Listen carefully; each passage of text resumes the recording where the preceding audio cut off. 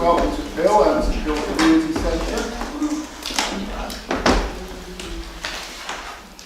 For anyone of a nervous disposition, this is the old school, and there is a ghost, we're told. So if anything happened you weren't expecting, it isn't necessarily us, it could be supernatural forces. That's the spirit.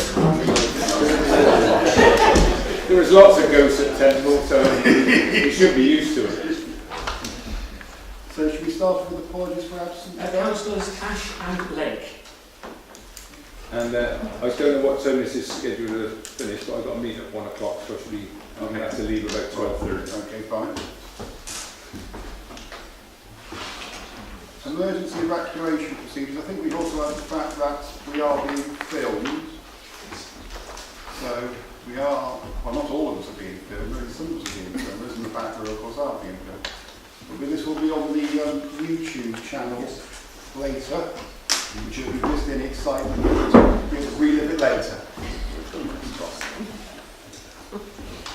The emergency evacuation procedures, like hopefully the fire officers here will help us in that respect. But there's a fire exit there, and we use in the car park the roll call should there be an emergency. I'm not anticipating any fire alarm practice. And for those of us that were warmly on Friday, I don't think the short mat bowls mat's left been moved either during the meeting. I'll make sure I wouldn't recommend following the uniformed officer, they'll probably be going towards the All right. Any declarations of interest? Well, not a declaration of interest, Chair, but I noticed I think there are only a dozen of us here, 20, which is slightly worrying, given there are only 2 apologies. I don't know if there are people outside desperately trying to come and ask space. I think I got the last one. just gone to Have you heard of Bill before? I've heard of it. I used to be doing it all the time, which we hadn't done. Good morning. Hi. Nick. Good afternoon. Are there any declarations of interest? No interest at all. Principal officers will declare interest in item 9 and withdraw that from the check. For chair's business, there are 3 items. My first one, I'd like to thank all of those who were involved in the various emergency services events over the last few weeks. There was emergency services flag raising at College Green on 2 Sundays ago, so thank you for all those attended there. There's a whole range of emergency services, this new scheme that we would like to attend.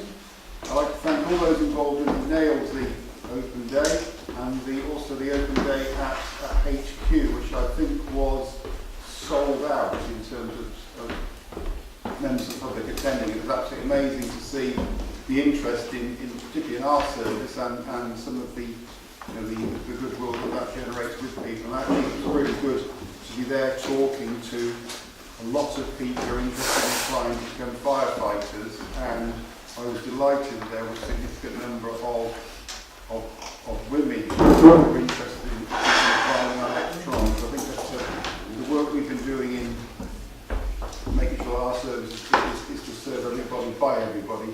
That message is getting through, so I'd really like to thank everybody involved in all those 3 events. I believe that Chief Forrester wants to talk about the HMI inspection. Yes, if I may, Chair, I just wanted to further update members with regards to the inspection from HMIC, FRS, the National Inspectorate of Constabularies and Fire Rescue Services. We were in tranche 1, so all of the 45 inspections will happen over a 2-year period in 3 tranches of 15, and we were in tranche 1. There was a build-up to this which was over several months, and it started with a document submission whereby we had to submit all of our corporate documents. I think there was something like 90 or more than 90 requested, and we submitted 92 or something of that nature. Following that, subsequently, there was data submissions, and not surprisingly, they're collecting data from all of the fire and rescue services. there has been more than one data submission.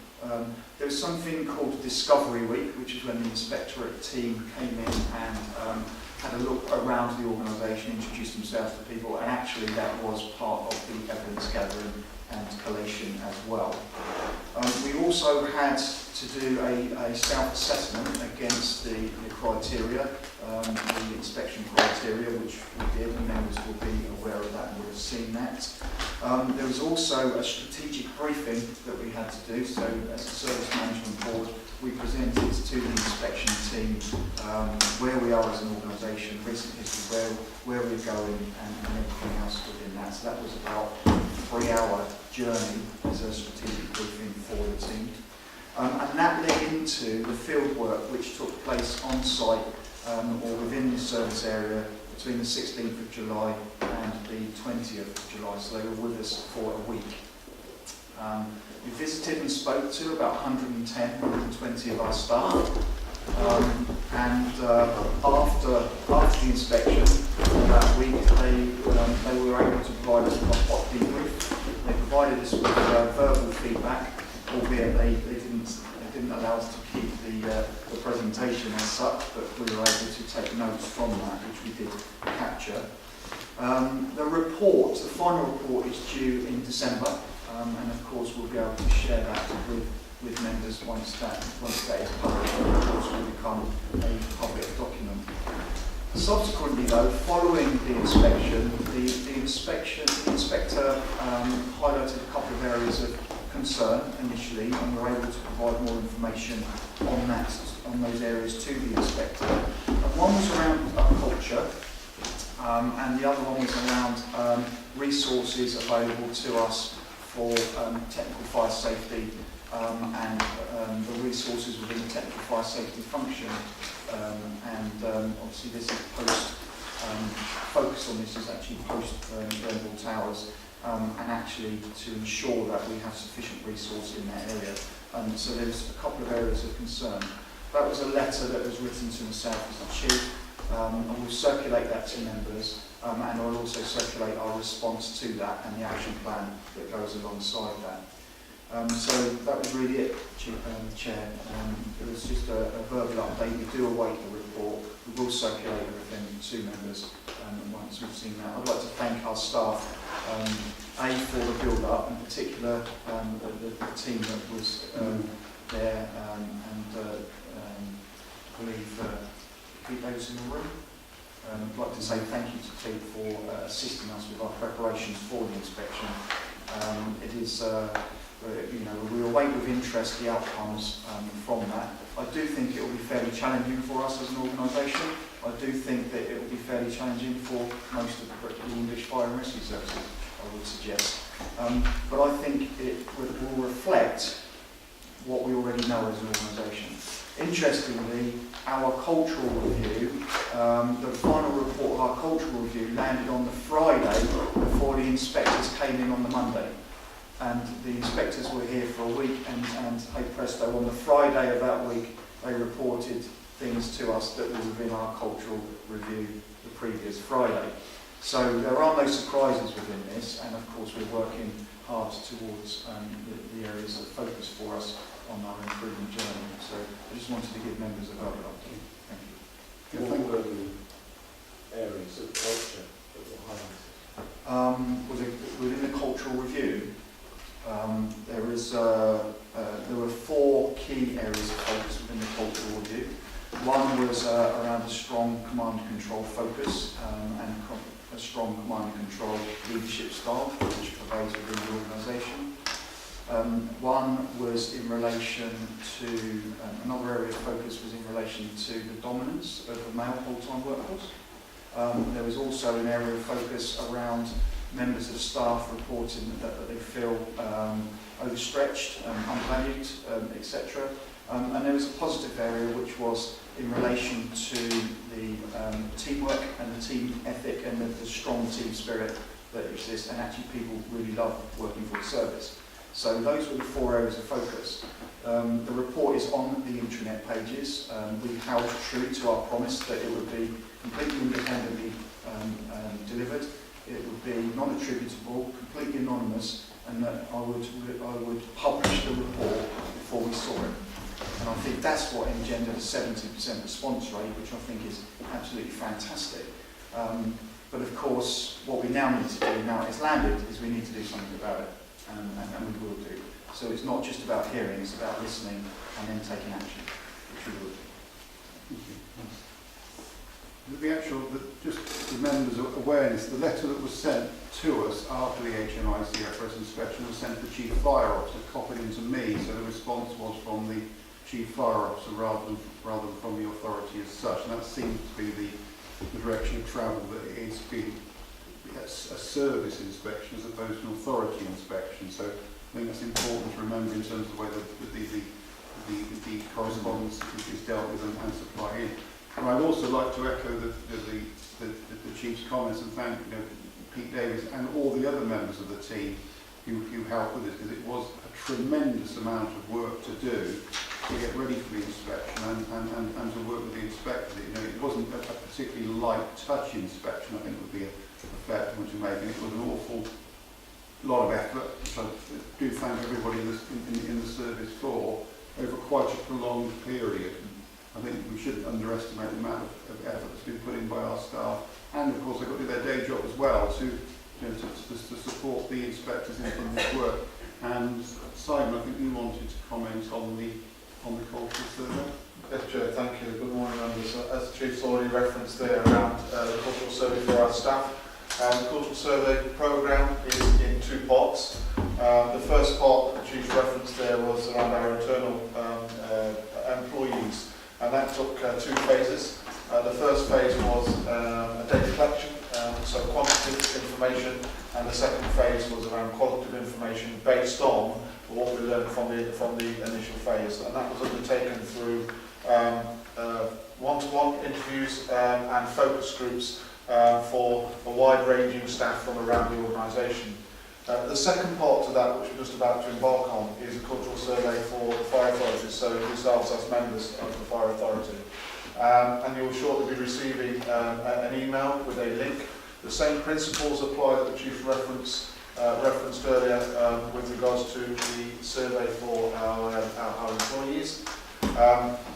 And therefore you will receive a link through your email that we have on record for you. If you would like a more personal email, then please let us know. That would be helpful, and then we'll send that out. That will go out to the glass lift, and we have two colleagues from the glass lift here today. Totally anonymous, and they will manage that process. And once again, that will take two parts. The first phase being data collection, so quantitative information, and the second phase will be around qualitative information. And that will take part over the next few weeks. Thank you. Who decided the questions? Because I see there's a lot of them, and some of them seem to duplicate as you go through them. Yeah, the questions were put together based on the original, so it followed a similar pattern to the ones that we offered our staff. Yeah, I've seen the culture report on the internet.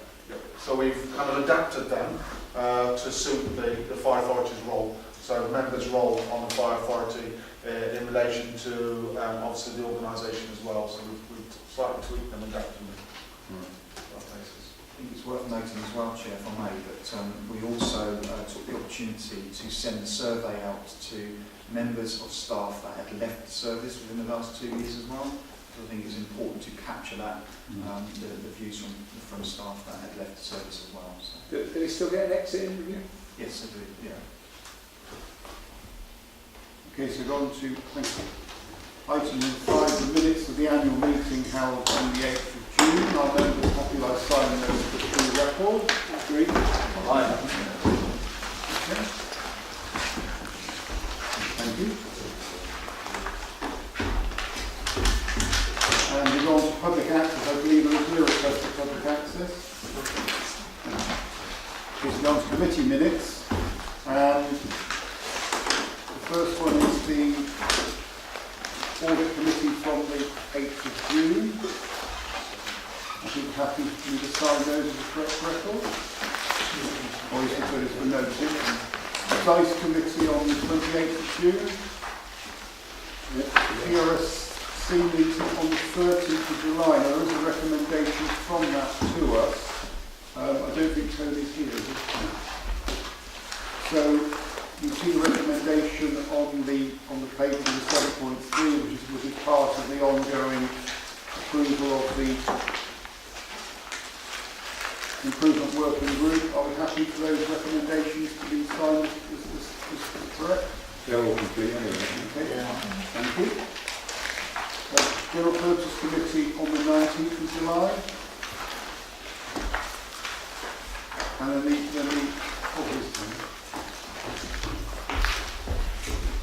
Audit Committee on the 27th of July. There are some recommendations. Those are in line with the points that have been raised by members over time to improving our standing orders. So the first one was the request about a name vote.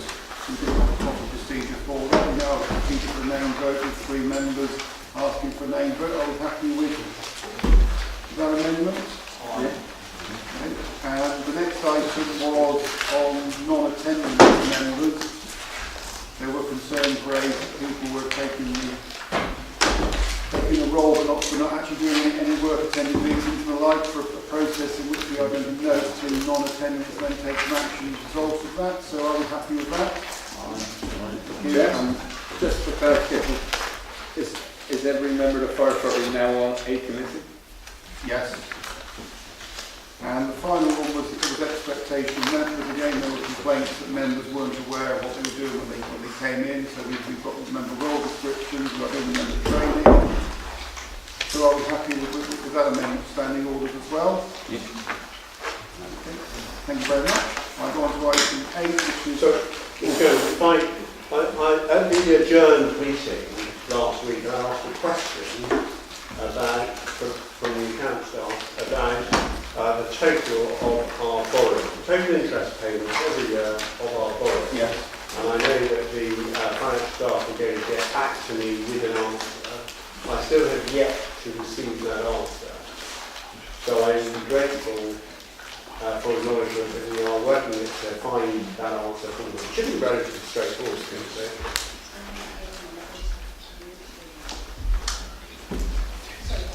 Yes, I was back in the office on Friday after the meeting, and I have on Friday. And yesterday I had the auditor in, so I didn't get a chance to do it. I'm here today, probably tomorrow. I will get something to you. Excellent. And so what for the rest of the authorities from that particular thing? It looked at first glance that we were paying in excess of £17 million a year in interest on our borrowing, as of a budget of about 43, 48, depending on how you calculate it, a year. If that is true, then that is completely unsustainable. Yes. Can I just yeah, go on. say, sorry, I believe that 15.7 million of that is interest on the net defined benefit pension scheme liability, which isn't actually chargeable to the council taxpayers. That's Okay. an entry that we need to make. Well, it's clear that we need to know what it yes. is in total to find out what our basis, because it was quite surprising. But is that real? Are we really saying that a third of the total budget of this authorities? Well, that's the question that Mark raised at the audit committee meeting, in which we asked for clarification of those numbers. I was very remiss of me to say that some of you may be aware that Martin Warburg is not well, so Lynn Lamb, finance manager, is temporarily taking control as a section 112 officer. So welcome, Lynn. Apologies for not introducing you earlier, but thank you, Mark. And I think it was unanimously decided by the audit committee that we needed those answers. Yeah. Pretty soon. You reckon you get those to us tomorrow? Okay, thank you. Chair, so we have an interim officer taking the place of an interim officer. When is the situation going to be resolved? Well,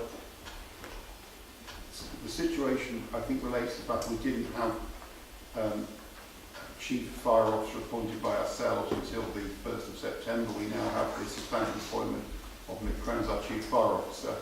I think it was important that the interim post will continue to give the Chief Fire Officer in a substantive role the chance to form the team that he thought was important, was necessary to meet the challenges moving forward.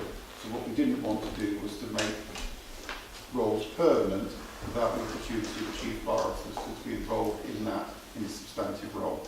The fact that Martin is ill, I'm afraid, is something that I'm unable to do much about, but I thought it was important that as he was ill and we had the meeting, that we had a Section 112 officer reported temporarily, so there's somebody there that can answer our questions. Thank you. Is it correct that it's work-related stress? I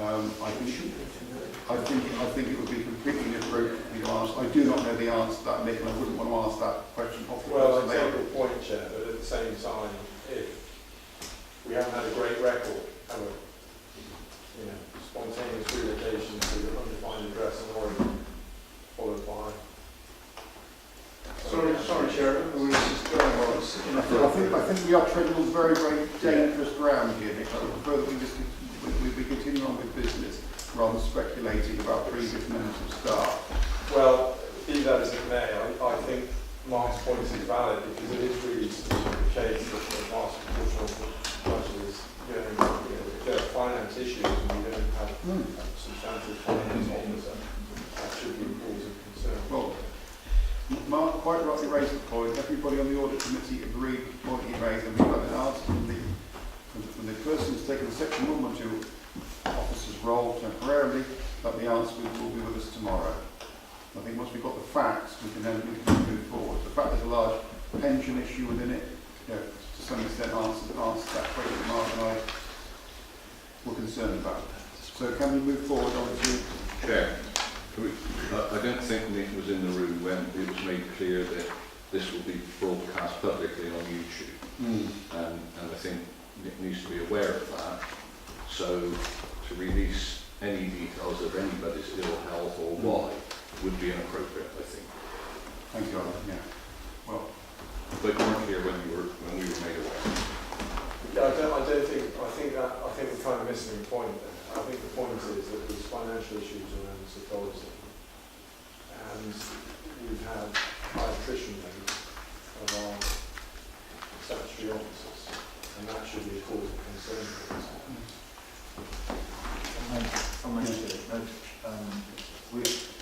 Questions have been asked, service will respond in terms of the answer around the cost of borrowing.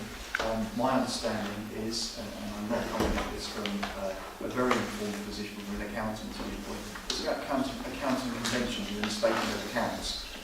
The interest payments will include areas around what would normally be included around pensions. And I think it probably looks like a large sum, but I think let's get to the bottom of it and we'll provide members with a response in due course.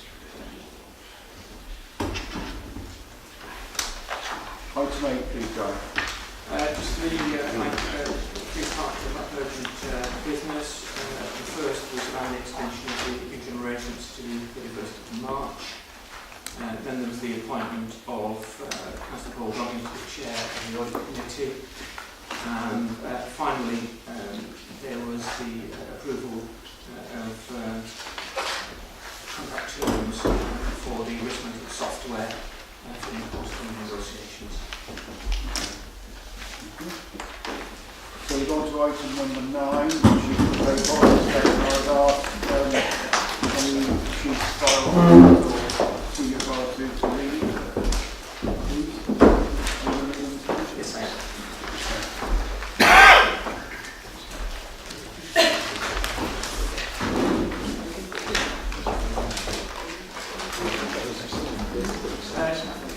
Two issues, Chair. One is a point of clarification around the new Chief Fire Officer's salary, bearing in mind the decision previously made, and the issue I raised in 3.1, 3.2, 3.3 and 3.4 about whether or not the 2018 pay award should be added to that basic salary that you previously agreed, which would take the salary from 137,623, which was what we agreed originally, to a new starting salary of 140,375. So that's the first item in terms of this report. The second item is in respect of just adding a little bit more to the pay policy statement, some additional wording which makes us compliant with the national framework, and you'll see what we currently have in the pay policy statement at 618 in paragraph 3.6 and the additional wording at 3.7. And I'm happy to take any questions around those two issues, Chair. Alan Hale? Chair, regarding the pay factor, excuse me, as somebody who took us to the point where we agreed that we would do an average pay settlement, my feeling is that having achieved that from the significantly overpaid, I would say, levels, having achieved that, I think it would be totally inappropriate not to now award a national pay settlement. So certainly if you want somebody to move that if it's necessary, then I'm more than happy to propose that the national settlement is applied to what is currently the current level of payment for the chief. I think we all agreed that this idea of going for that middle ground is the place to be, so I would support your view around. Tony Davis. First, I apologise for my lateness, Chair. I got lost. I would support what Alan said. I sort of very pragmatic view. If the chief was in his own job, he would have got the right. So I don't see why he should get it with his new job. So happy to second Alan's proposal. Okay, so unless there's any further questions, I'll say, are we happy to accept those recommendations? Yes. Right, thank you.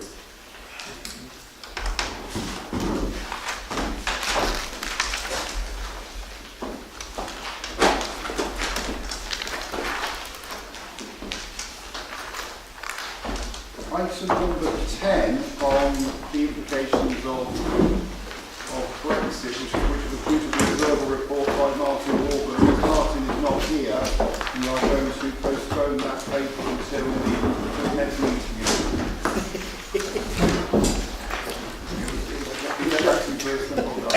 Why are we having it?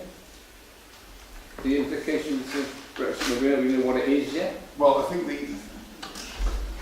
this is about scenario planning, Councillor, because there is obviously, with a no-deal Brexit, there is potential here, bearing in mind that a lot of our supply chains lead into Europe, and certainly a lot of our suppliers come from Central Europe. It could well have an impact financially and from a supply chain perspective. So this is scenario planning to make sure that we are... Yeah, but I'm more than happy to have that when we know a little bit about what it would be, because we could put government I could do 20%. Well, we'll sort that by December, so we'll know, won't we? Well, so can I just say, when we know more, that report will be brought to us, rather than just us. Because I've sat at so many meetings where they had implications of Brexit, and I'll tell you what, every single time you sat there for an hour, and every single meeting is totally different. Because everybody just gets it. So when we know more, I've got no problems with it, but can we only bring it back there? Okay, please. Bob Garland? Yes, I think that this is such an emotive subject that it ought to be cancelled, the receipt of a report on Brexit. I think that we could probably talk about Brexit for 24 hours continuously and then not come to any conclusions. So it's all very well to say we're only talking about possible scenarios, but possible scenarios in themselves are not clear. There's no agreement nationally on what the scenario is, and I think it's premature, if at all, that we should have a report mentioning Brexit. Right. Ian Scott? Yeah, thank you, Chair. Nationally, obviously there are the reviews of all services. Has the fire service one been done nationally yet? There is there was a report around 92 sectors. There isn't one specifically for the fire rescue service, my understanding, unless anybody tells me differently, but there is obviously around local authorities and emergency services, but not necessarily specifically the fire service. We need to look deeper into that. That's part of this work. David? Thank you, Chair. I go along with Chris on this. I think we need to know more.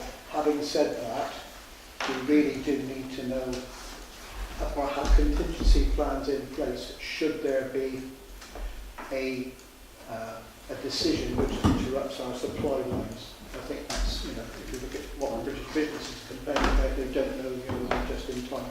So if they can't get the bits for a fire engine and it's idle, then that's not a good scenario. So I think we need to just have a, you know, have a quick look, say, right, in that event, what could we do? But I would agree with Chris, it's probably better to make sure. I think it would be quite helpful for Martin Wahlberg and his team when they're reporting to report on the worst possible case and the best possible case, so that in time for the budget, when we have to set the budget later this year, we have an understanding of the implications. Whilst the detail may not be known, and I take that point absolutely, and I'm not arguing one way or another about Brexit, I'm just saying there will be the worst, there will be the best. We should be thinking about how that will affect us, not only in our supply chain for spares, but also from the financial effect that it will have on the councils about them generating the money, and also the ability to raise council tax next year. So I think it's quite an important aspect to think about. Yeah, we're in danger of all agreeing that we should postpone it till the December meeting and having a debate about postponing it to the December meeting. So unless there's any more content, yes, there's two things I want to say. First of all, I happen to know this because spare parts is our business, that our spend on spare parts is less than £100,000 a year. WTO rules in the order of 3%. So we're talking about a cost impact of £3,000. Earlier in this discussion we had very worrying ambiguities about £15 million in our spend, and once again we're in danger of missing the wood and trees. So I find myself agreeing with Councillor Jackson. First of all, there is no clarity, and anybody who said they know what's going to happen with Brexit. I mean, Councillor Jackson's own party trying to figure out whether or not they're going to vote to remain in the EU in due course. So there's absolutely no point in spending more valuable management resource on pondering the imponderable, which at the end of the day has a marginal impact. It wouldn't make a decimal point in our budget, and ignoring the enormous elephant in the room, which is, as Councillor Shelford has alluded to. So can we please focus on what's important? Okay. Okay, well, we're not going to have this item then, thank you. We go on to item number 11, which is the implications of the Kerslake report. I'm sure those of you who have read the Kerslake report will have been somewhat troubled by it, and I'm really pleased that the Chief Forester is going to make comments to make sure that such a dreadful thing happened in our area, which I very much hope and pray it won't, but our response to such actions will be more helpful to the public, shall I say. Are you going to lead on this side? Yes. Members may recall obviously the dreadful events on 22nd of May 2017 at the Manchester Arena, where sadly 23 people lost their lives and many more were injured. Following that event, the Mayor of Greater Manchester ordered or asked for a review, which Lord Kerslake undertook a review, predominantly around the city's response to that particular incident. And this paper picks out some of the key aspects of that review, in particular for the Fire and Rescue Service, and I guess the lessons learned, if you like, from Manchester Fire and Rescue Service and how they responded to that incident. Without going through everything in detail, predominantly a lot of the key aspects there were around their response in terms of their delay in responding, but also how that manifested itself in really around communication, and how that communication went between agencies and back into the service, which then informed a particular response to that information that is coming in. There's also an aspect there how they work with the local resilience forum as a service, as well as their relationship around the role of their fire control. Now, just as just a point of note, their fire control is set up very differently to ours, in that it's contracted out to the North West Fire Control, where that facility is provided for a total of 3 fire and rescue services, and it's a contractual arrangement where predominantly they just receive calls and mobilise, which is somewhat different to the way that our fire control operates and how they're integrated into the service and play a key role in any incident that we have. So as a service, we look through the learning and the aspects of the Kerslake report, and we kind of assessed where we were as an organisation, as well as working with our colleagues, particularly in the other emergency services, the police and ambulance. And I'm pleased to say, as part of that kind of review of our lessons, we preempted some of the aspects of the report and some of the learning. We've strengthened our relationship with the police, in particular through the interagency liaison officers, with a specialist role that our middle managers undertake. In that first point of call around sharing information and sharing intelligence. And now with only a small cohort of officers that are trained in that area, we are able to build better relationships with the police, and particularly with the police force incident managers, and to the point that we have direct contact and direct lines so we can get those calls into them. That helps in terms of early notification where the incidents and also sharing of intelligence. In terms of our training for our staff, in particular our managers regularly undertake operational assessments on a 2-yearly basis, as well as exercising and training in between those times as well. In particular, we do have a training exercise schedule, which is linked to the Community Risk Register and also national intelligence around how we regularly work with our partner agencies to exercise for such events, whether that be a tabletop exercise, a simulated exercise, or using resources in a particular location, for example. What we also have as part of our arrangements, which works very well and has been tested on many times, for instance, is what we would call uplink, which is instigated by any of the agencies. More likely than not the police, but any agency can operate and instigate that. And that's where all of the Category 1 and Category 2 responders where appropriate would call into a central line immediately from whatever location, and they can have that conversation around sharing that information and sharing that intelligence. And that's proved to work quite useful in instances in the past, and there's no reason why that wouldn't provide benefits and be useful at the same instance here in our service area. I would just also like to point out around our fire control, I referenced them earlier on. Our fire control are an absolutely integral part to how we as a service manage any operational incident. They work alongside us, the officers that are out in the field are out on the incident, and they absorb information, they take information, they pass information, and their procedures are such that they play a very integral part into that overall command and control of an incident and how we engage with our partner agencies. So I think from a reassurance for members, we've looked at the lessons learned, we've looked at our own procedures where we've needed to, such as our relationship with the police and access to our police colleagues. We've enhanced that and continue to build those relationships. We've also set up, one of our area managers has set up regular coffee catch-ups with the senior police officers as well. Again, that's around sharing information, sharing intelligence from an operational basis, but also on a day-to-day basis also. And I think that covers it just about all, unless members have any other questions to ask. One other area that we've just picked up on before I close is we've just recently introduced a new operational debrief system as well, which also helps us to absorb information and learning from incidents that we attend from a much smaller scale to also a higher scale. and that's where our frontline officers would log on to an electronic system, a number of questions that they would be asked, and they would feed in their learning and their understanding. That's collected into a central database, and key themes are picked out of that and fed back into the organisation for organisational learning, policy training, etc. So I'll just pause there. Thank you. Mark Shelford? 3 points, if I may. First, a couple of questions.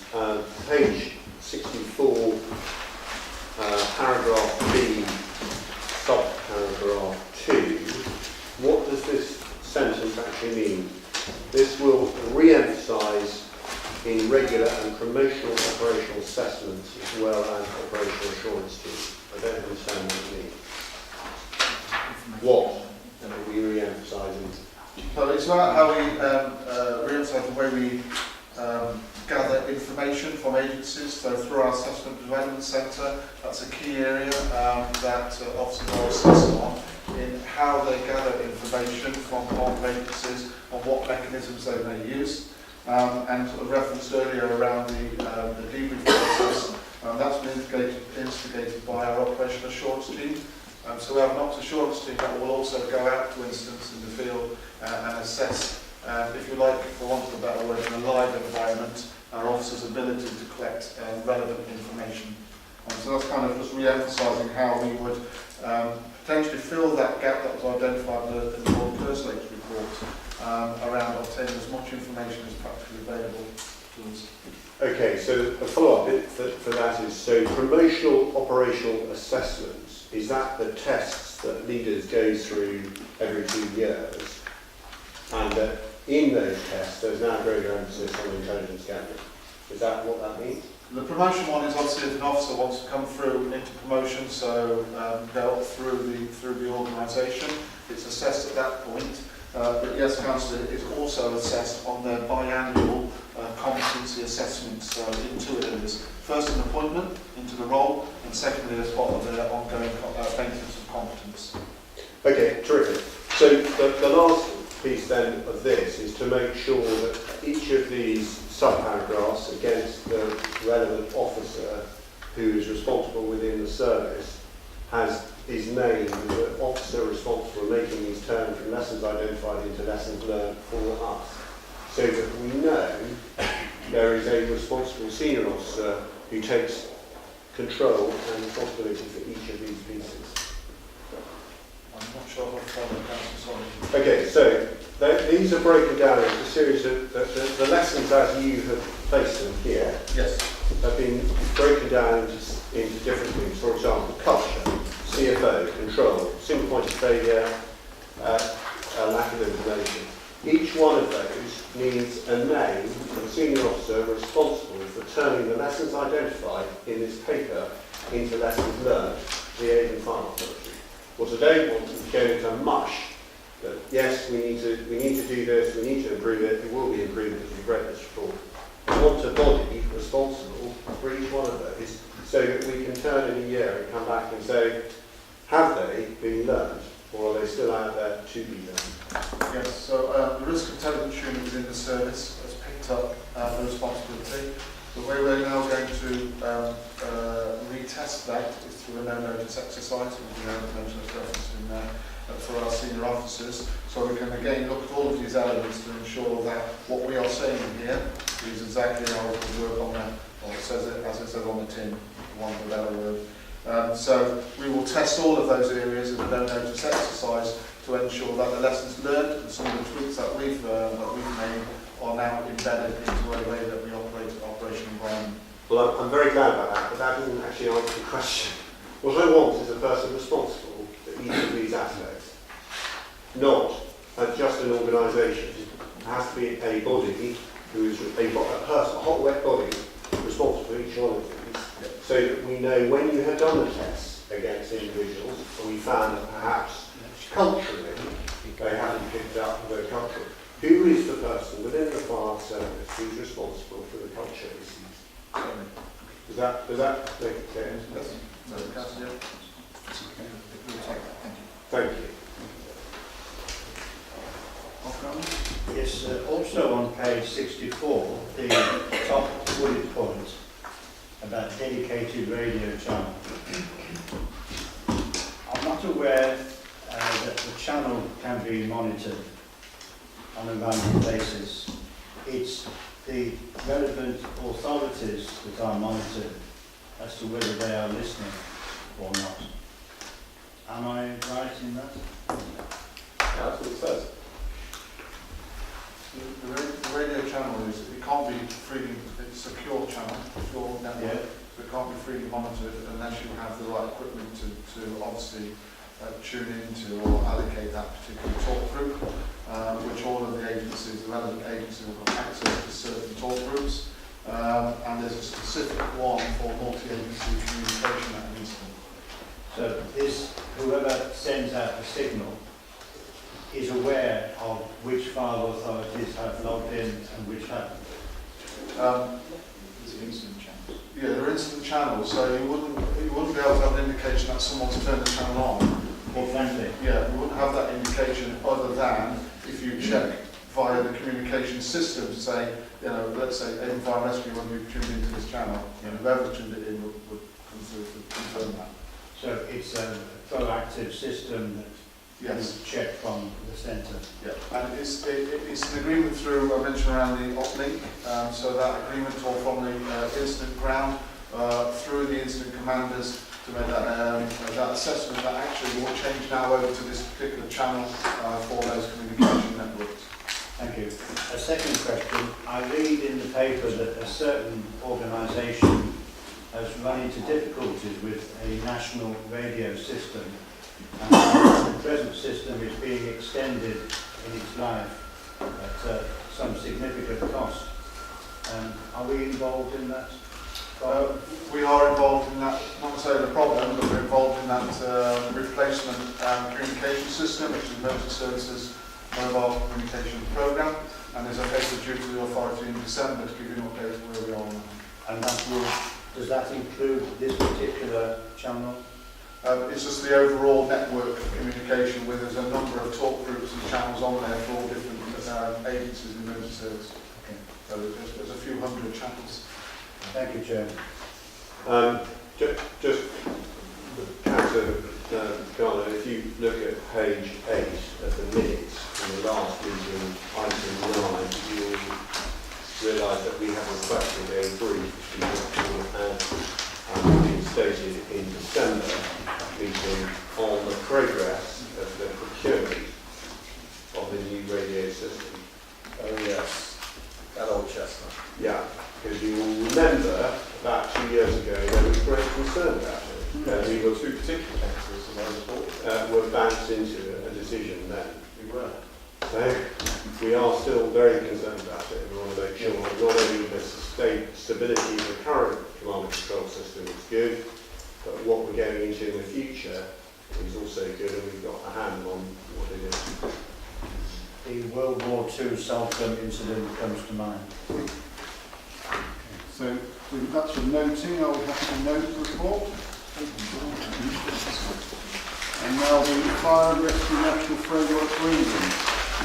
So this is just an information item to formally draw the fire project in that the new fire and rescue framework is in force since 2018, and in exercising all of the functions you need to have regard to the content of the national framework.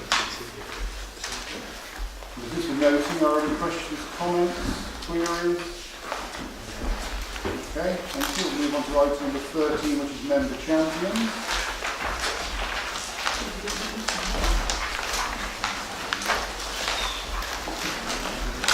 Well, it is a report of the clerk, and I think this has been a point made by several members that the revival of the member champion and lead members concept, certainly in terms of the Constitution Working Group, we are very keen to promote this, and I know other members are as well. In fact, we need to tie back much more with our firefighters and our support staff, and perhaps we are currently achieving. So I'm very keen to promote this. I don't know, Guy, you'd like to talk on the more technical aspects of the debate. Anybody want to ask questions? Yes, in terms of member champions, this is very much takes up the point you make about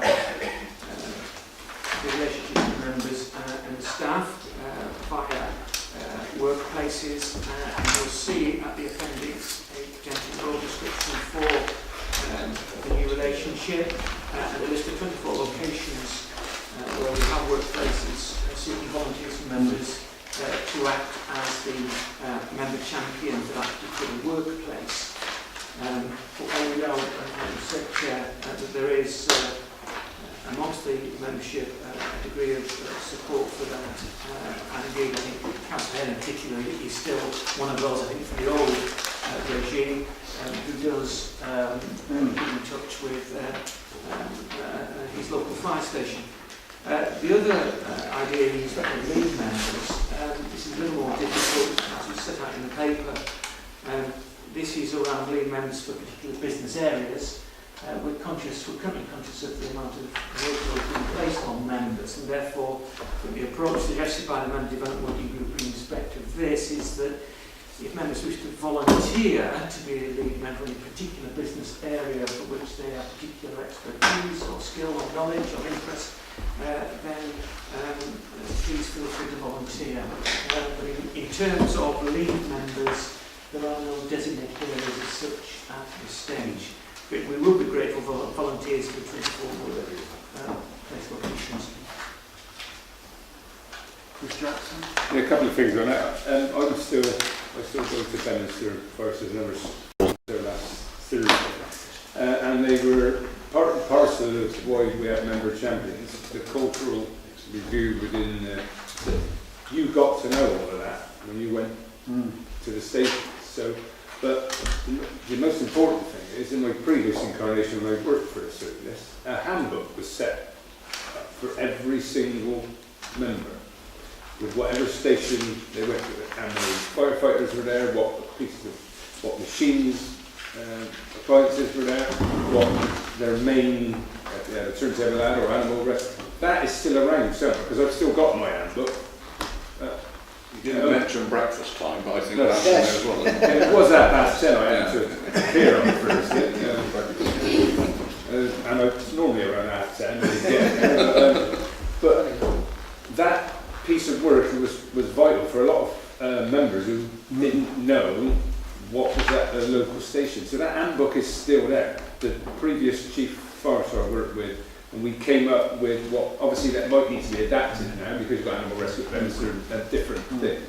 But that was there for every firefighting member with the station on it, how many people were there, what they did, who was the station manager, that sort of. So that piece of work was done, and it's still there somewhere, it must be. So we have, just for your reassurance, Councillor, we do have a refreshed version of that, station risk profile, which as members are allocated to each of the stations, we'll be able to provide you. That's perfect. And breakfasts are really nice. Funny that. Yeah, I do still owe you. And you will never get that back. I owe all the watches, so it's not just you, I'm equal at all. So how do we take this forward? Did you want to say something? Well, I was just wondering what timescale you had in mind, Chair, for this to be implemented. Well, I think there are two parts. I think the member champions by the 24 workplaces, I would hope we could do almost immediately. I think the lead member piece of work is a slightly more problematic one. I mean, I know that Mark Shelf has done an awful lot of work in terms of procurement policy. I think it would be useful perhaps to have a conversation with Mark as to how good or bad that process has been and how he thinks we can take that forward. I think we are going to be consistent with the lead members. There's quite a lot of work there, the expectations, and also setting some bounds on what the lead members can and can't do, particularly in terms of operational issues. So I think I would like to say member champions very, very quickly. Lead members, I'd like to suggest we perhaps take that to the member development working group to try and set some rules, and perhaps ask the liaison with Mark if he could give us an update on learning from his procurement work. That seems to be. Are we happy to use that as the approach? So in terms of the member champions, please volunteer now. The only issue we got is we used to have a firefighting member for every station, but since we reduced the amount of members, so there will be some stations that might not get a champion, which is, if anybody want to do two.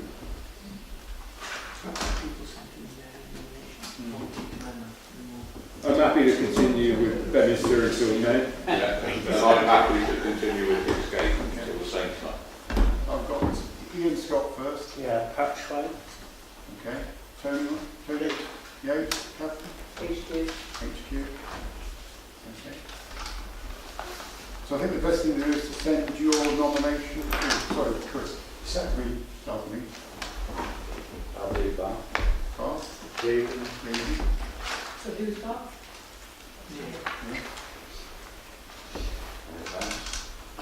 Any others? I do choose that. G. Magna. Thank you, Richard. Gone. Thornbury. Or Thornbury. I take it you want to. Chris would have come on to me, I guess. Yes, of course. Any other offers? This stays the plan. We've already got one. Okay. Kingswood, that's close. Do you want Kingswood, Chris? No. No. Okay, so Shall I do Nailsy? if you'd like to. Why not? Know where it is? What about Avon? Well, I'm saying a rude word. No, not at all. Not at all. I'm more than happy, as there's more than there's this issue of the 24, I will happily give Avon out to Hill. So, I would have volunteered for Temple, but I'm going next year, so you need somebody else. Temple? Temple. There you go. So is there anybody that hasn't chosen yet? Yes, me. As you know, Chair, I'm slightly resistant to this only because I had a very bad experience with Bath, where I turned up, started doing the job, and then found that by asking questions, the head of Bath was then removed. And I don't want that to happen again on my watch. So I'm resistant to doing a particular member of the championship on a station where there's any danger that, as a consequence of the goodwill of the leaders of that station, they will incur the wrath of the hierarchy. I know there's been a big culture change. I know that is very unlikely to happen again. Secondly, I've already got the procurement down. Yes. I think that's probably enough. I think your lead member, your proto lead member work is more than enough of a reason to do that. So anybody else that would like to volunteer for another station or site, then please let Emma know. And those how do we get the handbook sent round? Can we get the handbook sent round to all people that are nominated, and the contact details for their nominated station, and they arrange to go and make a visit as soon as practical, please.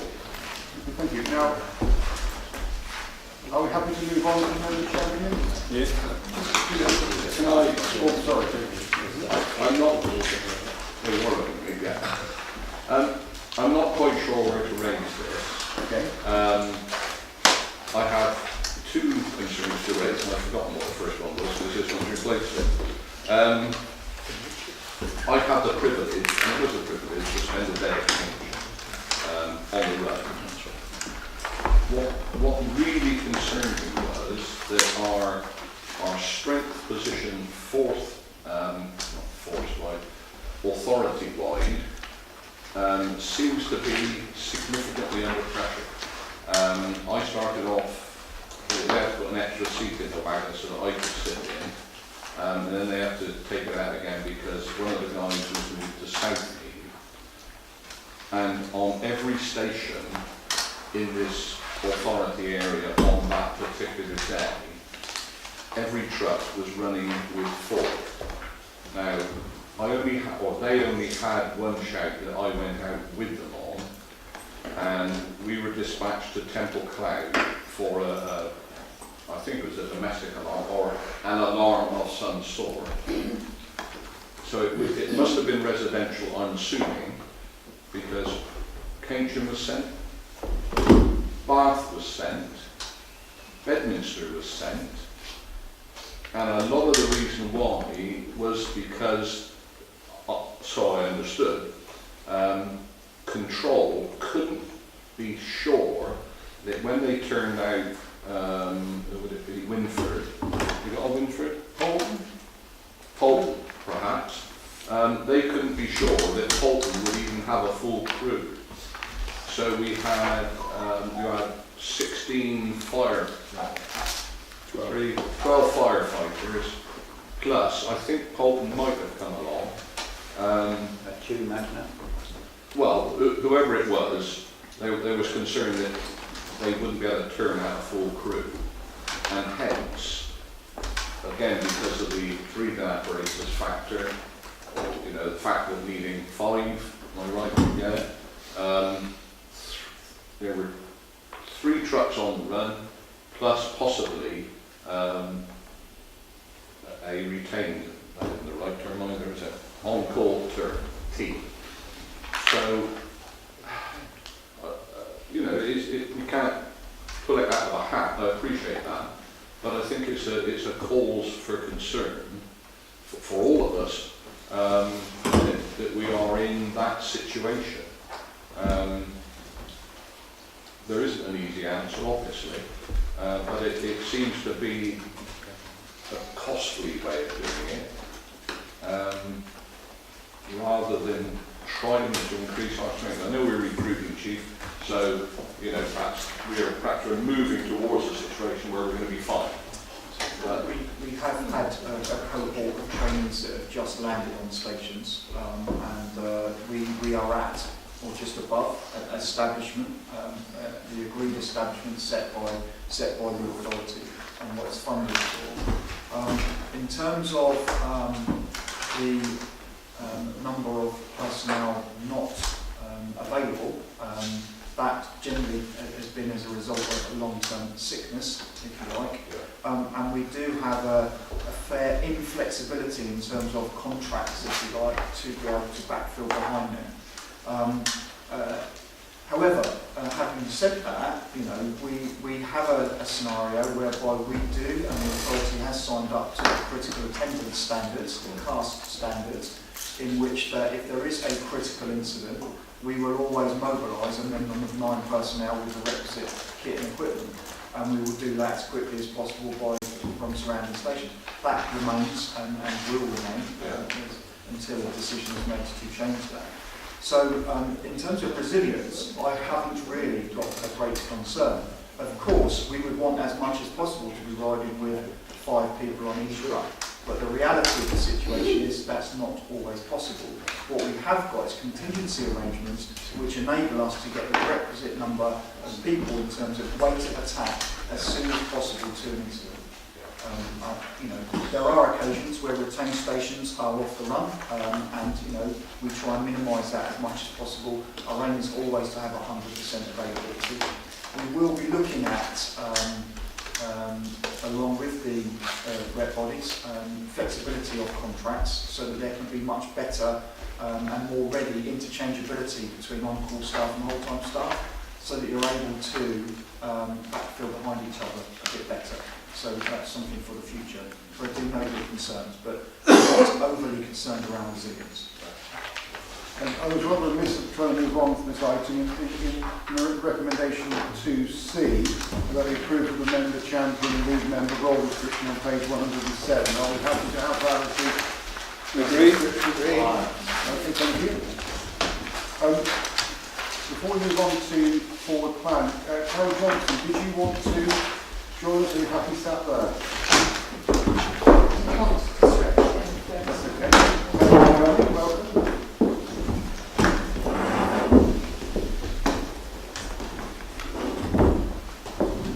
Okay, so we're on to forward plan.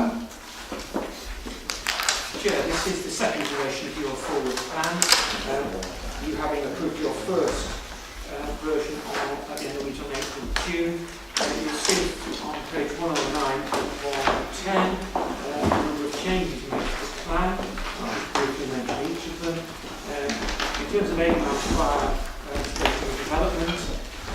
establishing the programme, and therefore the aim is to reprogram the construction contract for sign at December 2018, although I have been warned we may even miss December 2018, it may well be February or March next year. But work is continuing on that project. In terms of the Constitution Review Working Group, that work is continuing. We've now had 2 meetings, agreed a draft outline, single constitution, approved some documents for insertion, have mapped out what else needs to be done. We're meeting again on the 25th of October, and with a view to providing a document for authority approval in February 2019, realistically. The replacement mobile data terminals has been removed from the forward plan for the reasons set out in the narrative on pages 109 and 110, and the reasons why that's been removed from the forward plan. And in addition, we have added collaboration strategy, which is a strategy that will be prepared by the Interim Director of Corporate Services for approval at the December meeting. So those are the proposed changes to the forward plan, and the revised plan is at the appendix.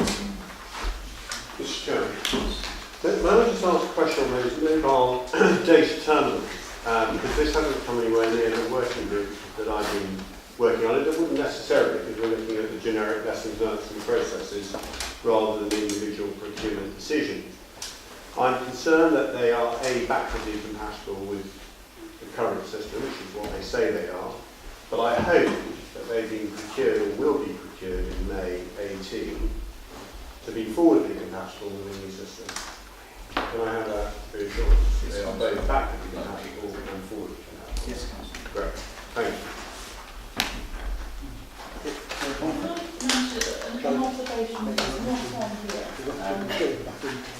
I was talking to some of the operational staff over the weekend, and one of their comments was about there was a new welfare unit that turned up, and I don't know how new it is, or I couldn't quite work out how long it's been in service.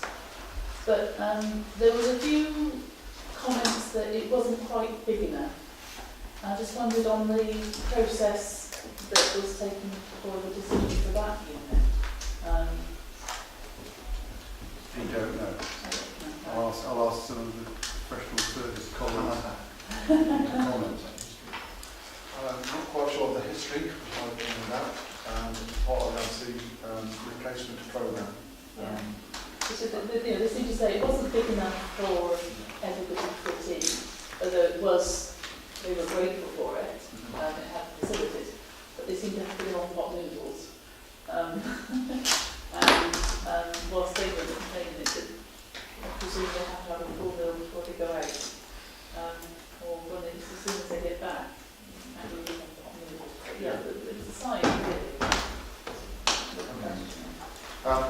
Limited by trying to, in terms of limiting the cost around what chassis we have available, and the cost of chassis then limits the size of the, I guess the box stand, for want of a better word. And it's fairly big. It was very big. It's a fair size, it depends how many people want to get on there. Yeah, I think that was the bit, how many people were sort of on there at one point trying to do things. Yeah. I'll have to get back to you, because I haven't got the exact answer for you. Neil Butters? Thank you, Chair.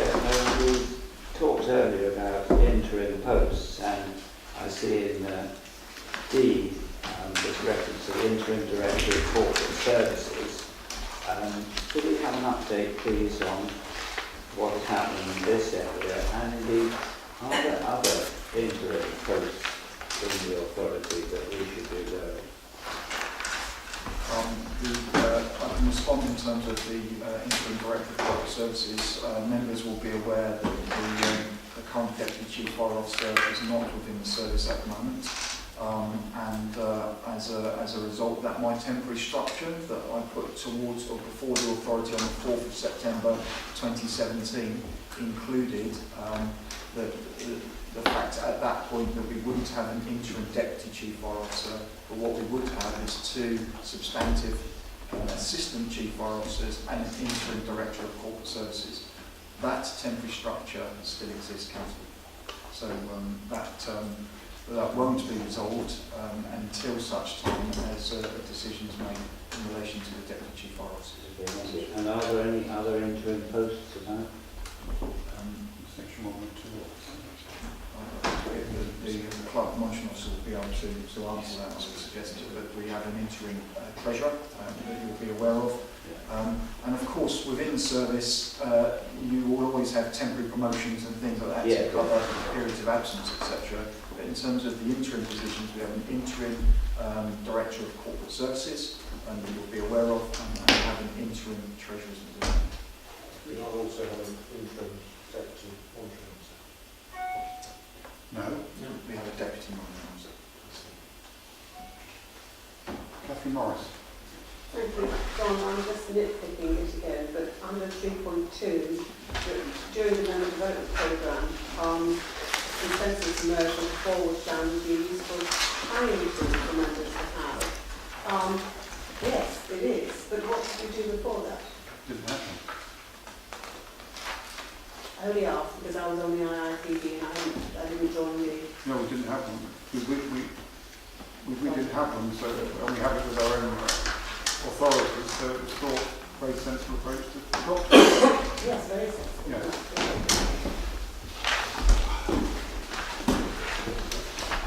So are we happy to approve the revised forward plan? Agreed. Yeah. Thank you. We've gone to service delivery, risk reduction update, is that you, Simon? Yes, so we're just on delivery. So then this is a standard report for every fire authority meeting. I'll just pick out a couple of highlights there from the report, and if you've got any other questions. Under 3.6, children and young people, we've recently reviewed as part of our statutory duties for safeguarding how we highlight safeguarding concerns and the process in which we do that within the service to improve that service and actually try to prioritise those at higher risk so that we can work with our partner agencies, and that now goes through to a central team, which is our community safety team and a risk reduction team, which have got some additional skill sets really to be able to assess the priorities there. So our process from operational crews highlighting any safeguarding issues now comes through to a central team. They prioritise that, and it helps us to really improve our safeguarding responsibilities and that process in ensuring that the member needs that through the support agencies, gets that as soon as practically possible. So that's one area over since the last meeting that we've looked at. The Children and Young People team have also started to work in partnership with South Gloucester County Council to look at a pilot programme to tackle childhood obesity, which is one of the priority areas for South Gloucestershire, and that's part of our wider programme in how we engage with the individual local authorities and how we can particularly support in our prevention activities the local priorities for each area, and that's the pilot programme which has just started as well around education and an enhancement to our engagement with young people. Technical fire safety enforcement, I think it's key to just to highlight to you that Grenfell and the fallen at the impact of Grenfell has not gone away. We continue to work with local authorities and also with the Department for Communities and Local Government, the housing personnel team there, around information on buildings that come to light with potential ACM cladding or that require inspections on a risk-based process. So again, that hasn't gone away, it still continues on a day-to-day basis, and we regularly engage. We're also now engaged on a national programme of improvement, a working group where our technical fire safety officers are part of that as well and take part in regular national meetings as well as telephone conferences also. And on page 116, finally, just want to highlight a partnership with the National Health Service to support organ donation. Recently, there has been an organ donation awareness week, and we've worked in partnership with the NHS to support that. One of those areas of support will be some theory on our vehicles, so using the side of our vehicles that are out there in the community to highlight the benefits of organ donation and sign up to organ donation. And that will be helped and supported by funding from the NHS to support that as well. So unless there's any questions, that's really the key highlights of the report I just wanted to make Councillors aware of. Mark Shelford? Question, page 115, paragraph 3.6, on the child, children and young people. Update on safeguarding. I don't really understand that paragraph. You introduced a new referral process and triage system. So, what do you mean by that? How we refer into triage is kind of areas of priority. Ordinarily, previously, safeguarding referrals would not be prioritised or graded, so they'd all go into one of our local authority supporting agencies. This allows almost a filtering system, if you like, for the team to be able to work more closely with local authorities, so we can support, obviously, those families or those identified safeguarding areas to get access and help as soon as possible. So it kind of expedites the process is the intention of my council. Okay, thank you. Your questions? Thank you, Chair. 310 comes the team are currently pursuing a number of prosecution cases. Evidence and bundles being prepared against a number of failings, etc. I'm just wondering what the order of this was. Has there been a sort of quantum leap in such cases? And are there sufficient resources to deal with the numbers that are being operated on at the moment? Could you give us a feel for all that, please? I haven't got the exact number of cases that we've got there in the moment, Councillor. Resources are an area that we are concentrating on and trying to boost those resources. We have had too overwhelmed, I trust. We had some retirements recently and some promotions, which has left the team a little bit short. So we're looking to increase the team numbers and replace those vacancies for those vacancies. Of course, what that has an impact on, though, is the training and development. So it takes at least 12 months for really someone new into the department to get up to sort of a reasonable level of qualification, and can take up to 4 years to get them fully qualified in all aspects of technical fire safety. So I haven't got the exact numbers for the number of prosecutions, but it is a challenge for us because obviously we've had people move out of the department. So to what degree have the numbers risen recently? Yes, in terms of ongoing I'm anticipating more prosecution in the immediate future. I think we have done around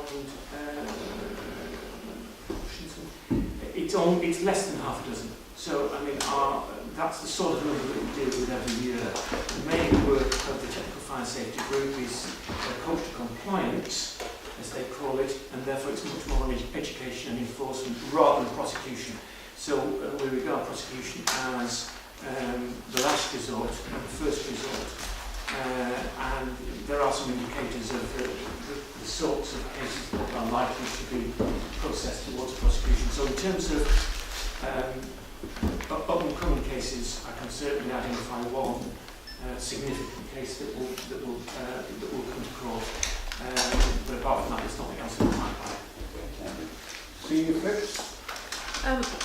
I'm interested in the home fire safety visits, and I'd actually quite like some more details about those. And not everybody might, but it'd be quite interesting to know whether there were any areas where people were not asking for fire safety, and whether we should encourage that a bit more.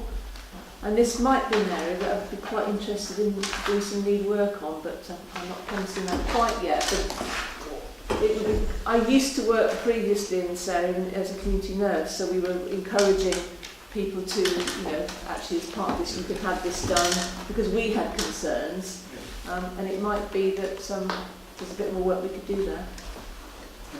Absolutely, yes, certainly. Any offer of support and contact would be most welcome. I've got Chris Jackson. Yeah, just back on the prosecutions, you said we had 6. How many of those were we successful? All of them. Bob Garland. Thank you, Chairman. I know it's probably me, but if you look at page 114, section 3.1, obviously we have a statutory obligation to do something, and therefore we can't send it back. But it seems in the subsequent paragraphs to have spread, because I can't see what is the connection necessarily between a fire and rescue service and children and young people, except perhaps to avoid risk in some way, which we are doing very successfully. There's no mention in the paragraph 3.1 about abolition of poverty and the achievement of world peace. And it seems as silly as that. You know, what are we doing with getting involved in children and young people and vulnerable adults that we couldn't achieve and perhaps should achieve by delegating responsibility for anything to do with vulnerable adults, for example, to a local authority somewhere, rather than worry about it ourselves, because it's not our job. Our job is to prevent fires and fight fires. If I may counsel, by way of an explanation, we have statutory duties under certain pieces of legislation to provide a fire and rescue service, etc. But within the way that we conduct our duties, we may come into contact with young people. And as a public body, we have other statutory duties. Yes. That if we do see something which needs reporting, then you think about they become part of our business as a result of us as a public service, and we may come into contact with either vulnerable adults and or children and young people. And that gives us if I may. Thank you for that. But we're buying responsibility or accepting responsibility, but we're not actually checking the condition of the electrics and overloading of sockets and things like this. We're not going into premises with our eyes open looking for problems. So we're only partially discharging our obligation. If we happen to see smoke coming from the socket, we may mention it under our obligation to protect. Well, within a home, we're not doing the job completely. Within a We're home messing safety, with it. within a home safety visit, I would fully expect our crews to check sockets and to check whether they are overloaded, and to provide advice and guidance. We have no powers in that regard, but what we can do, of course, is provide guidance and advice to the homeowner, which we will always do. But we do have duties around safeguarding, and we have to take those responsibilities. Thank you. I've got Alan Hale. Yeah, just really following up on, I suppose, that and what Celia was talking about. I actually had a fire safety visit, and it was very professional. It gave me 2 new smoke detectors, which I'm told had a 5-year battery life on them. He checked escapes, escape plans, etc. The only downside, of course, is that the new smoke detector is a very smart little thing, which replaced the slightly bigger, not very smart things, and left a hole in the plaster. And you can imagine what that was like. It had to be done as a priority. But no, it was a worthwhile visit, and all credit to the guy that did it. Chris Jackson. I'm surprised you had one because it's meant to be for vulnerable people. meant to be targeting vulnerable. I was asked whether I'd had one, I said no, they would come around. Anyway, when I used to do fire safety visits, it was literally that. Just go in, smoke detector, and leave. But since we get access, members of the public will allow the fire service access to their property where they wouldn't allow other agencies. So I'm glad to say we do check for safety. We do check, I know now, for locks on windows and stuff, and we do, we've done gates, you know, stair gates for young parents with young children. We do a raft of things now, and I'm happy that we're doing all of this because we do get access to many, many properties that if you went any other agency, you knock on a door, they tell you to go away, especially around where I live. So all of the stuff that we're doing under the own fire safety, we may not have to do it by law, but I'm very pleased that our staff do it. And it's not like everywhere else around the country. They classify own fire safety visit as a knock on a door if you're not in there, chucking a leaflet through, and that's classified as own fire safety visit. We actually do top quality stuff. We don't do as many, but we do target the vulnerable. Obviously, Ellen as well. We target. But ours are quality own fire safety visits, not just a quick knock on the door and leave. And I'm very proud of our staff for doing it. I think we all are. Tony Davis? Thank you, Chair. Can I just sort of slight step back and talk about safeguarding, etc. I welcome the fact that we do look at things like that. If we go back in history and look at all the major instances that have been in the press, the Victoria Fimbiers, etc., and ad nauseum because there's lots of them, the overriding fact of all those cases were agencies not talking to each other. And I think the fact that if we do things like this, so we can tell the local authority, etc., is to be totally welcomed. Nick Wilson? Yeah, I was promised an opportunity to speak today, and that seems to have gone by the board. Would now be an appropriate juncture as we approach the end of the It's next on the agenda. Item 17. Well, I'll leave it to you, Chair. I've got things to say. You want to say something on this particular agenda item? What I want to say is as follows. My views about the committees and the way they're working, I feel that we have very detailed agenda, but we spend a lot of time talking about the wrong issues. The other point I want to make is that we say, talking, that we want to involve younger people. But it's agenda item 17. If you present this thing about it, encourage us to come and wait for item 17. Because we're talking about the service delivery this reduction update. Well, there's an opportunity coming, Chair. Yeah, there is, absolutely. You're on the agenda.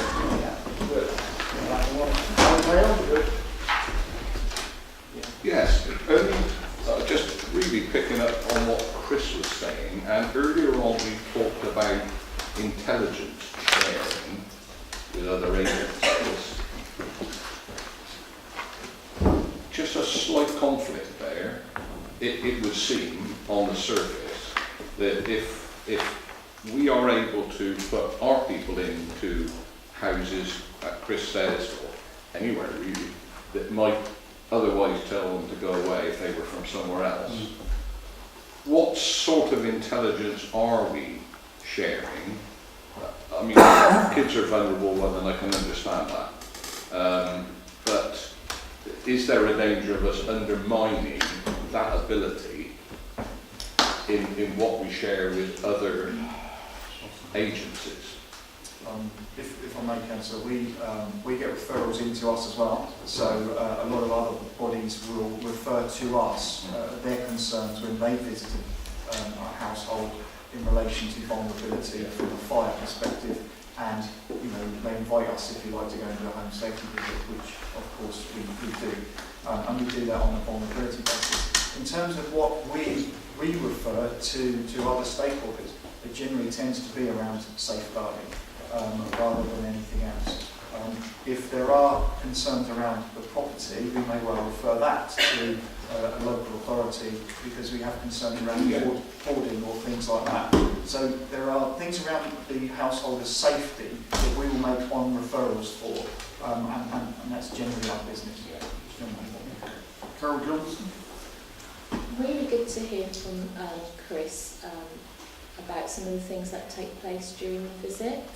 And as you were outlining that, a question came up for me, which was, are these visits standardised? So does everybody receive exactly the same? Because Chris sort of highlighted, we do this, this and this. And I just wondered, does everyone get the same service when they book a visit? So that's my first question. In our service area, yes, they will get the same home safety visit. What we are doing is exploring the next iteration of the home safety visit from a holistic perspective into a safe and well visit, and we'll describe and show members that in the future as it's developed. Yes, all people within our service area will get the same visit. So is that a service area thing as opposed to a national thing? There are iterations around the UK, but yes, within Avon, with all of our stations will do the same thing. I'm just thinking of Brentford, and obviously by learning from other areas and trying to be as proactive as possible. So for me, I think there will be some mileage in sharing that type of information as well nationally, is to say what happens where, because if they're doing it better somewhere else, perhaps we can pick up on those good points as well. And my second point was the one around that came up around vulnerability.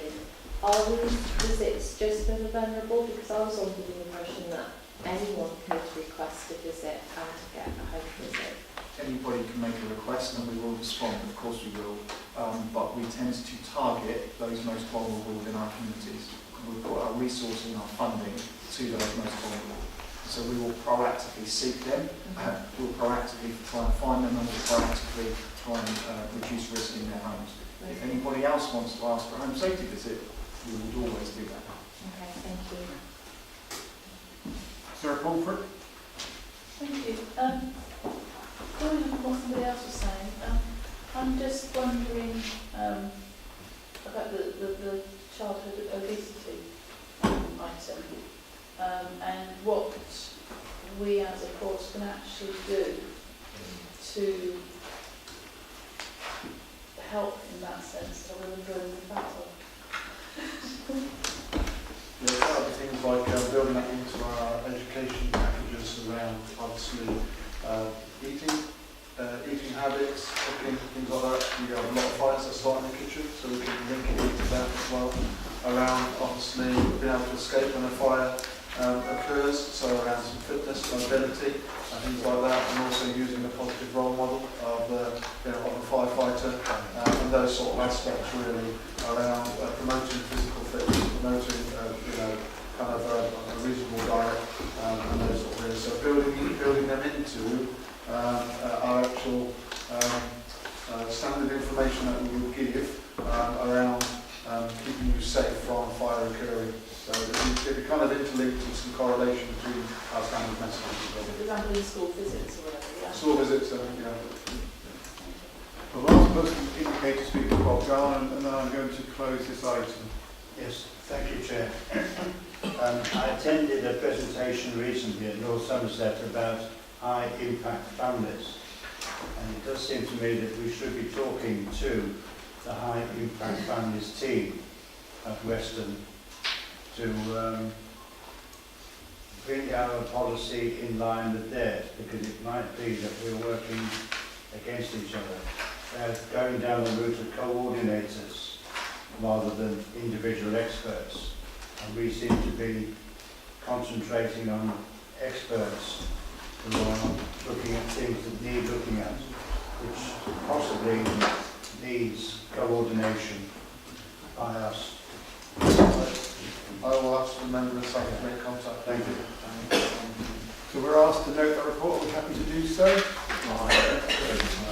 We're on to item 16, which is fires with incidents.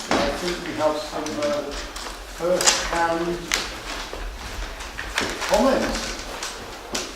I don't know if you would like to lead on this, Mark. I understand you were at item 3.14. Yeah, but I didn't start it. No. Well, that's yet to be found out, I believe. The chief very kindly took me out for a look-see when I was at a meeting, and we went to see what looked really concerning as we were driving up to the scrapyard. Billows of black smoke, which were coming up the hill, but by the time we actually got there, the brilliant fire teams had done their stuff, and they were just cooling down the remaining hot areas of this enormous fire. So, as always, when the fire service is called in time, they get there and they do a fantastic job. And this team, and they were quite a big team, it was quite a big fire. It was brilliantly coordinated. I saw the welfare vehicle you were talking about. I also saw the new command and control vehicle, and they were all fully deployed and working, and also fighting with the press, who were trying to get involved and actually getting there and spraying it on the ground. Okay, Nick Wilson? Yes, unusually, I'm actually interested in this incident because it's on my patch. I know precisely who it is, and let's just say they're well known in the area. So this was an accident waiting to happen, and I'm going to see the Chief Executive Officer and Somerset Council this evening about it because enough is enough for these individuals. So I would be very interested to speak to people who've got first-hand knowledge, because I'm taking action about this one. Because I don't think it was an accident as described here. We're getting contact with the negligence and antisocial behaviours over the period of decades. We're in contact, or Simon will be in contact with the incident commander. Yeah, they need to get shut down. Okay, sorry. Chief, did you wish to make any comments on the report? Thank you, this as usual, very, very comprehensive. Simon was, I think, going to introduce this report to There's two things I was going to highlight on the report. One was the scrapyard incident that Councillor Shelford has kindly given an explanation on that one. The other one of note really is around our ongoing recruitment campaign, and we've again kicked that off again this year with preparation for next year's recruitment, and that has started with some community engagement events. So the Pride events that took place in Bristol, Weston and Bath, and also Sports Carnival, and that was a focus for the organisation around promoting a role or career in the fire and rescue service.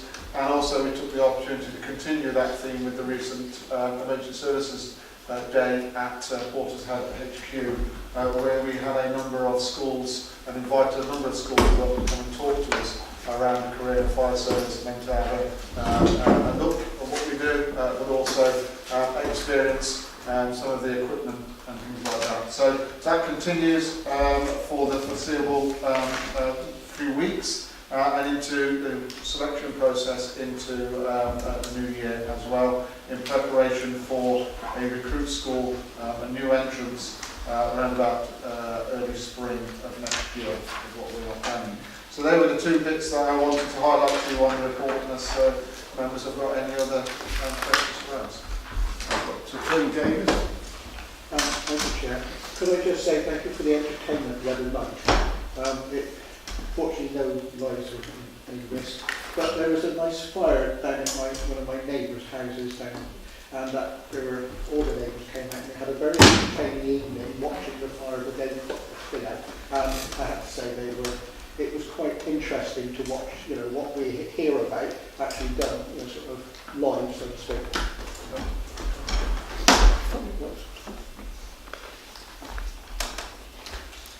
Sorry. Mark Shelford? I was just going to say that I attended the police and fire brigade open day at Portishead, and within my hearing I heard two young people asked to join the fire service and only one to join the police service. So at the moment, the match is 2-1 to Nonsense.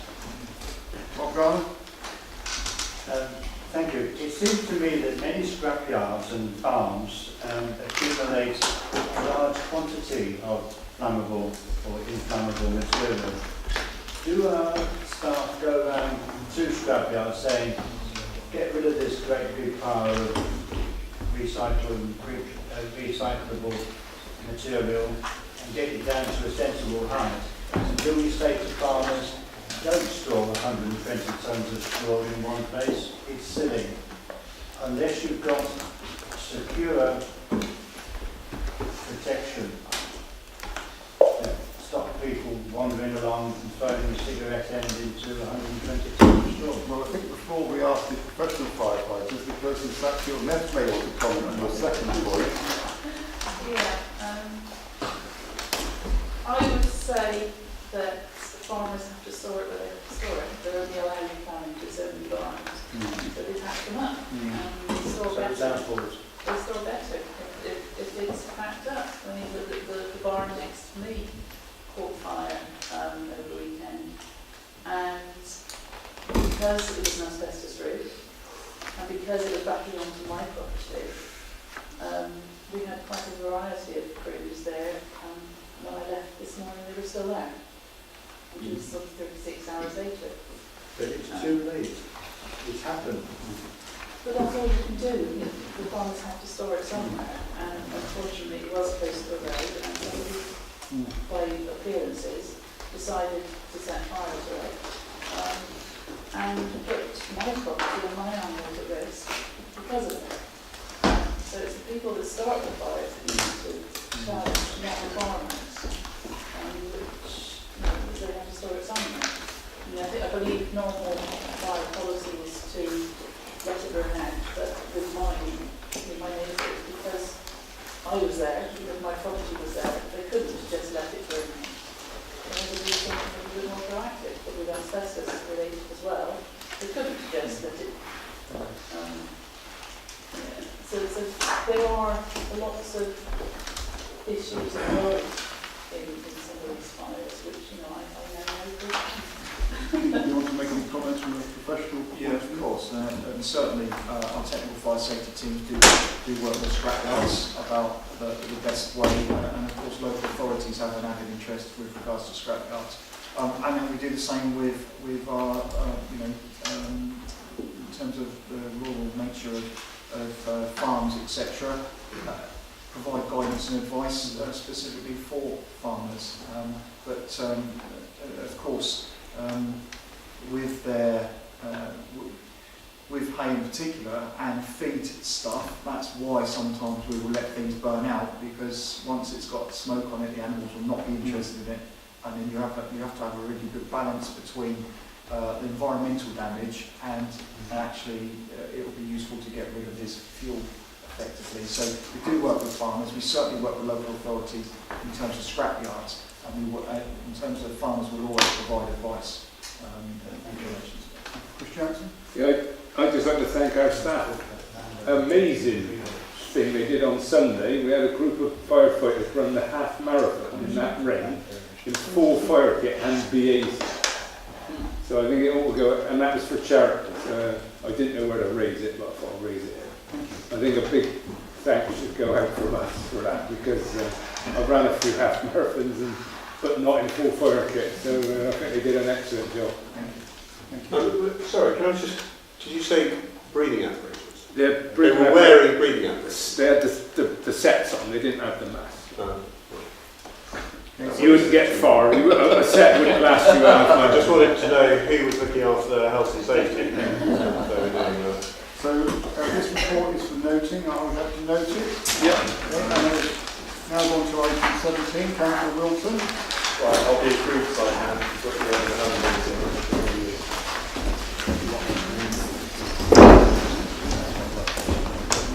I think I just want to record my views for the record. I'm aware that I'm in the minority, but I feel duty bound to speak out. I think, first of all, we talk a good game about inclusion and diversity, and we then make it very difficult for working people to attend, for women to attend, particularly those with children. And I think if we are serious about engaging with the wider community and diversity and equality, then we need to walk the talk. So that's the first comment I want to make. It's related to the second comment, which is committees. We miss the wood for the trees, and to revert to something that came up earlier today, we had a circular, to my mind, completely spurious discussion about the effects of Brexit, which nobody understands. And we paid lip service to a point, and I salute Councillor Shelford for his diligence, to a whopper in terms of potential £15 million impact. So what we are doing is we are overmanaged, we are rearranging the deck chairs on the Titanic, and we are missing the enormous elephants in the room. For example, the statutory officer, James Down, Martin Lauder, etc. The fact that the chief fire officer and the deputy chief fire officer were suspended, and we were promised after the Home Office report, the first of its kind in the history of our nation, that we would have a detailed and transparent investigation. Now, to my mind, I haven't met anybody that admits to knowing what's in Jennifer McNeil's report. So we paid thousands of pounds to somebody who's highly qualified to come in and take an objective and impartial review of all the available fact base. I was myself interviewed on 3 separate occasions and gave an enormous amount of evidence. And I haven't met anybody that knows what's in it. And then we talk about transparency. And for those of you here, I was investigating, and we spent public money investigating how often Councillor Wilton looked at his phone, whether he used inappropriate facial expressions, and rustling paper loudly. Now, the tragedy and comedy are two sides of the same coin, but we are wasting public money, terrorising people who dare to speak out, and we are over-managing, and we are concentrating on entirely the wrong issues. Nothing has been done about the deputy chief. Nothing has been done to investigate the former chief fire officer and the allegations surrounding him. And I feel it is another whitewash. And this week, I was told that 2 vehicles that I had been told by a statutory officer had been gifted to Gambia had not ever left Bristol. Now that's not a detail. I forget where I've left my wallet and my keys. I cannot see how you can lose 2 fire engines. And I think it's about time we stepped up to the plate and walked the talk. Transparency, fairness and value for money, particularly in the field of procurement, where there are many allegations which have not been investigated to my satisfaction. And I'm sure what I know about is the tip of a large iceberg. So let's get real, and let's not just exit people on sickness grounds. Let's have the transparent investigation that was promised by the Home Office Minister. That's it. Ian Scott? Yeah, thanks, Jeff. So I agree with some of the points that Councillor Wilton's been making. On the issue of attracting people of working age, we still have too far many meetings held during the daytime. Correct. You know, this is a 24-hour service. Rarely do we have any evening meetings at the fire authority, and so it applies to subcommittees. It attracts people who are most likely to be able to do it of a pensionable age. Yes. So I think that needs to change. It's interesting you mentioned the investigation of the, I won't say what rule, but you did mention investigation, because funny enough I did email someone last night and I copied you in, Joe, because I was part of the meeting that had to deal with that with Alan. I think you chaired it, Alan. And at the time we asked for regular updates on the investigation. I haven't received anything. I've never received an update. So when you say that the report's already done, people have seen it, as a member of that committee, I was never given an update, let alone to see what the final report was. And again, even with meetings, I agree with Councillor Wilton as well, because I've gone through this, there were 5 reports that were for noting. They could have simply been emailed to us. They shouldn't even be on the agenda, in my opinion, because there's no decision to be made with them. No. Reports of noting should be emailed to us, not put on the agenda. And the reports that we should have on the agenda is where we have to make a decision. Agreed.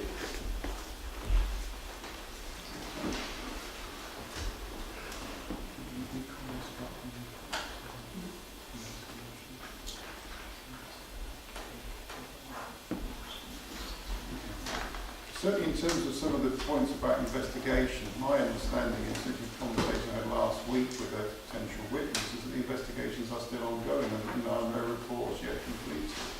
So the fact that these reports aren't sitting waiting and they're being covered up by Councillor Wilton, there are still people being asked. Well, irrespective, Chairman, it is a fact that the Chief Forester and the Deputy Chief Forester were suspended, pending serious allegations of a disciplinary nature.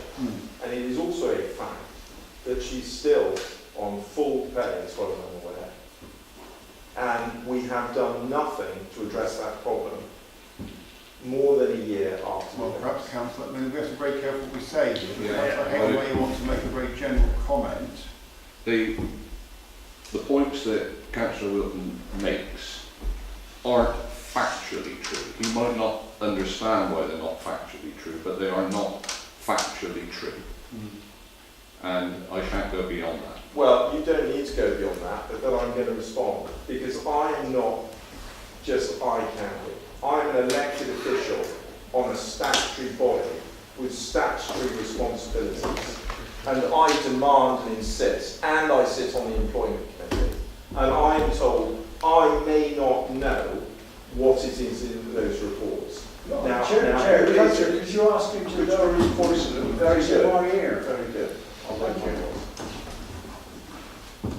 We are the fire authority, and important decisions are always taken somewhere else, and we are informed. And I completely concur with Councillor Scott.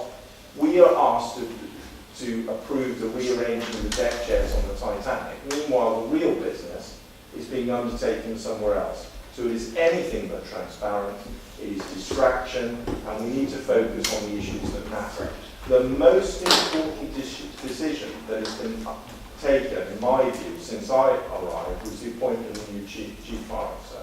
And I'd like to make it very clear, whilst I was happy with the outcome, Nick, I was not allowed to know who the candidates were, much less being asked what I think. In a different context, in the context of the Deputy Chief Forester's complaints about me, I'm accused of being her employer. I employ people, and I know what it means to employ people. So I may not know, and we spent, I think, £10,000 preparing a very complex matrix with former Chief Foresters preparing all sorts of whizzy-bang charts. So they knew all about it, and I'm on the fire authority, and I couldn't even know who replied. So what's going on? If we talk about transparency, we need to do it. Mark Shelford.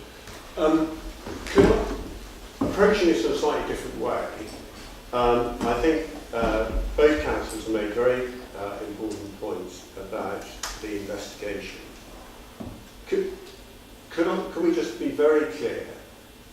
Can I just confirm that the investigation is still ongoing? So yes or no? Which investigation? Into the ex-fire chief and the deputy fire chief. Well, the investigation into the former chief forester, the late Kevin Pearson, is still ongoing.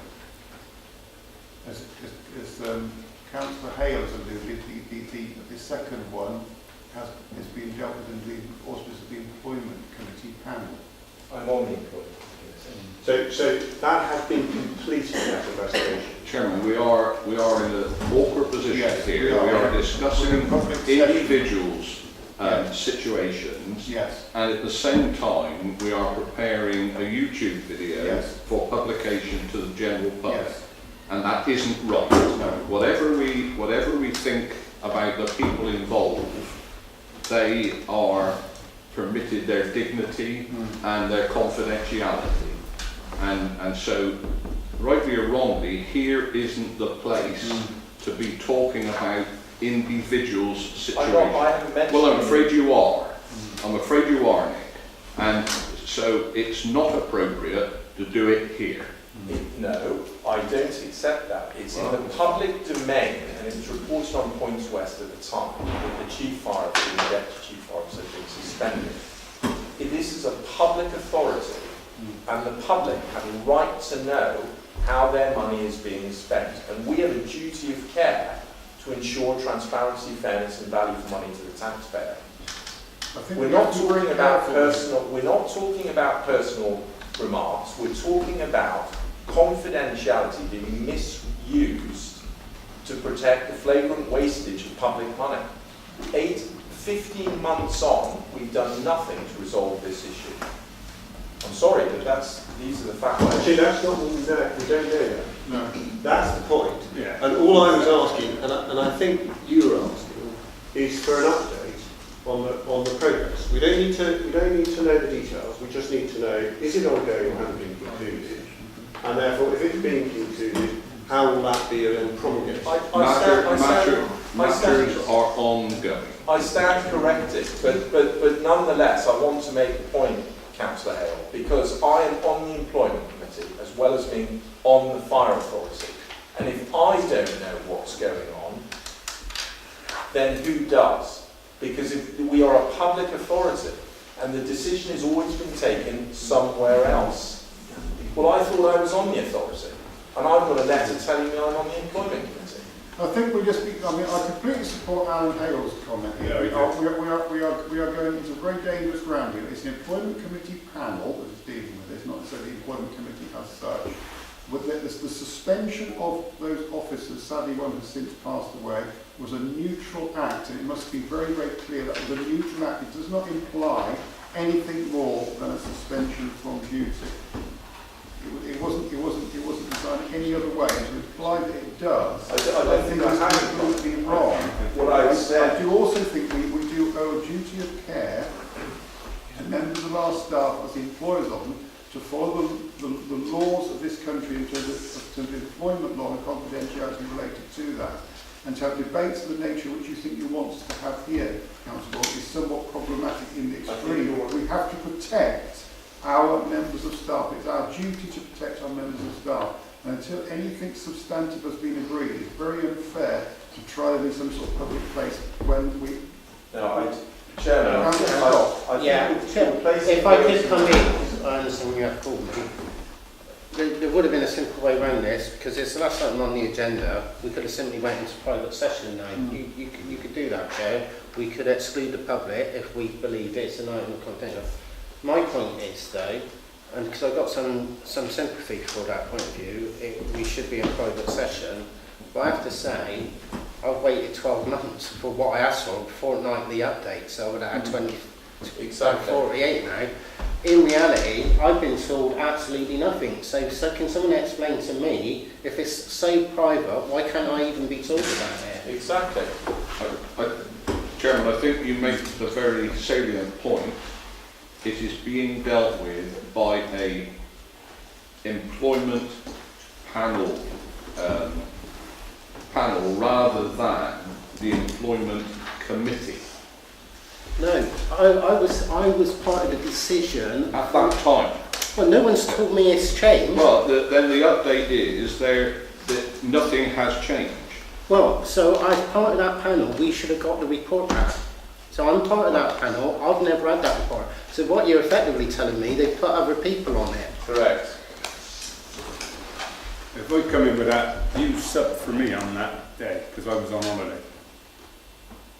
The very first decision after the firefighter meeting, I had to leave to go on holiday, and you subbed for me on that initial decision. Yeah. So when you finished, I continued on that committee. We go to private session again.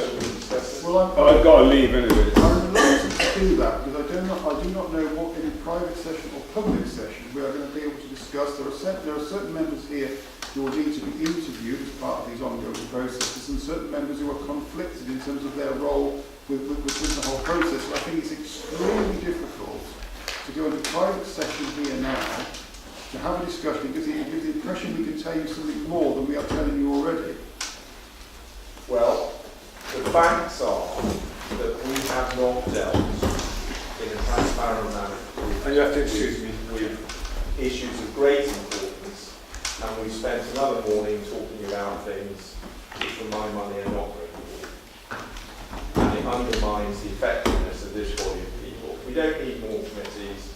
We don't need more control structures and policing to make sure that people attend committees to discuss things that don't matter. What we need to do is deal with the elephants in the room. Carol Johnson. The obvious question is there an end date for the report? That is a very obvious and very good question. Yes, I can answer. Well, matters will be concluded, Chair, when they are concluded. Yeah. It's as simple as that. Jennifer McNeil told me she was submitting her report in February. So I don't know what's in it, but in February she concluded her work. Well, she's worked on 2 reports, Councillor Wilton, and to answer your question, I'm not trying to be elusive, Carol. I spoke to one of the potential witnesses at one of the inquiries a couple of weeks ago, and they were still undecided as to whether they wished to take part or not when I spoke to them. So, as I understand it, the diary dates are still being set for those various appointments. So to give a final conclusion, I can't give you a date. The sooner rather than later I would ask for, but I can't say it's going to be 1st of December or whatever. Chair, may I propose that we bring a report back to the next final authority meeting in December? That could give an indication of how our progress is. Yeah, I would be more than happy to do that. Councillor, I think it would be a really useful thing to do. Please bear in mind that because of the legal environment, we may not be able to tell you perhaps as much as you want, but I'm more than happy to come back in some way, shape or form to give an update at the December meeting, which may or may not need to be in private session.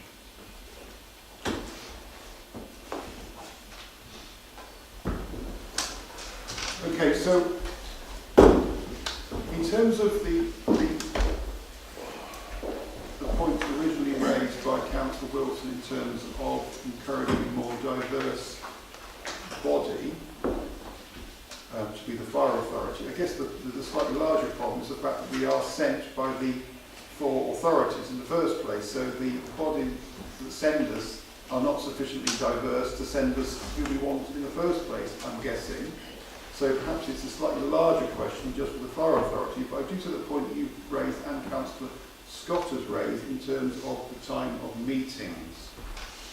Now we've already tried to do them in different places rather than all be in Portishead because of the complaints about accessing Portishead and the time of day of those meetings are held. We've taken into account the fact we didn't want Friday afternoon meetings, so we are now currently on Tuesday afternoon now. Tuesday, Wednesday, Thursdays, mornings, afternoons and evening. Yeah, so we've really taken into account we're not going Friday. Now, we said we would review how these changes have been made, and I suggested when we review it, we look at the possibility of having an evening meeting. Is that acceptable? Yeah. When we review the changes we've made to the meetings, having different places at different times, Tuesday, Wednesday, Thursday, morning and afternoon, whether we need to expand that to evening meeting. I thought we had one at Temple already. Am I wrong? We have a fire authority meeting booked for an evening, yes. Yeah. Next June.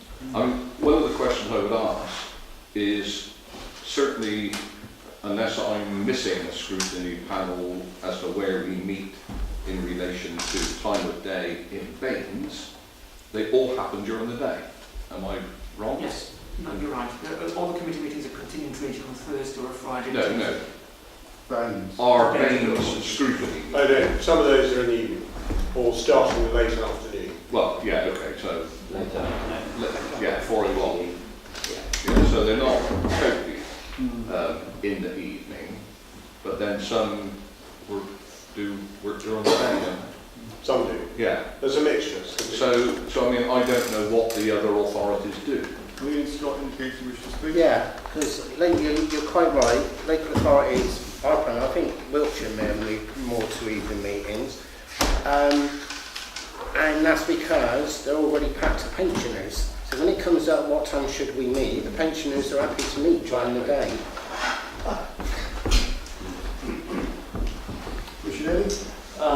If it's helpful in the case of Bristol, we now actually have morning, afternoon and evening meetings, and full council meetings are half in the afternoon, half in the evening, starting at 6. Can I just go back? The Councillor Scott made a very good point about the number of papers that we were asked to know. You're pulling people. I'm trying to keep my business afloat. I've got stuff to do. And I've been pulled to a location that's very difficult to access, to notes for paper, and all the important stuff is being dealt with elsewhere because it's confidential for all sorts of reasons. So I think it's both the administration, but the number of committees and the agenda. Microsoft operates with a smaller number of human beings who are sitting around this table. But it's not just representative of the population Microsoft sells into, though, is it? I bet you Microsoft is a more diverse board than we are. But leaving that to one side, if we thinned out the number of committees, which have exploded, and now we're going to have member champions, God knows what's coming next, and cut down to the stuff that really matters. Because I am not being involved as an elected member in the most important decision that we've taken, namely who's going to be the next chief fire officer. I'm very happy with the outcome there, but nonetheless, fact to fact. And we're spending untold amounts of time discussing minutiae, and that has got to stop. I think we are going to be in conflict on this, aren't we? And I think the members who attended the audit committee meeting on Friday would have thought that the work they were doing was quite valuable. Mark Shelter's alluded to one issue that was raised. There were several issues that were raised at this meeting. I think the members that were on the Constitution Working Group, looking at performance, the members on the DICE committee, all would feel the work they were doing was important. To try and do it in some one meeting would be virtually impossible. It would certainly be extremely long. The fact that we have meetings to note, items to note or not to note, to some extent is in relation to the political calendar we have. What are you suggesting then? I want to come back on that. The audit committee meeting that I attended, chaired by Deborah Massey, we were asked to sign off on a text that Mummy Seagull had regurgitated for baby seagull to swallow, about how everything was fine and dandy, we were delivering valid money for the taxpayer. And the monitoring officer will remember, I said, if you pass this motion, I will issue a formal rebuttal, point by point. This was downstream of the most damning Home Office investigation, unique in the history of our country. That's what was going on. The last audit committee meeting succeeded not because of the committee structure, but because Councillor Shelfer is professional and extremely diligent and devotes a great deal of time to dig right down into the detail, for which I salute him. But it's nothing to do with the committee structure. I accept that you may need committees, but what we've just seen is we've got a major employment issue. And I, sitting on the employment committee, Councillor Scott has reinforced those points, don't know what's going on, because now we've got a panel within the committee. And then we talk about transparency. I find people, I'm very well aware of the confidentiality considerations. We've got a new councillor here who asks the obvious question, is what's the end point? Because 15 months in, we have no end point. And all the dust has been swept under the carpet. So it's got to stop. I went up to the Home Office, Marsham Street, on the day of the referendum, and I was promised that there would be changes. And I haven't seen any change that's material. in the way we operate this organisation. Thank you. Any other comments, queries, questions on this item 17? Ian? Just one check, so I've just gone back through, and you can go through their own committees, but I've just gone back through the DICE meeting. We didn't make one decision. Exactly. We'll address that and know where to go. So we go on to item 18, the next meeting, which will be at Fuel Centre Bradley Stoke. There'll be an extra meeting. Oh, sorry. Yes, next meeting, consider the IT contract.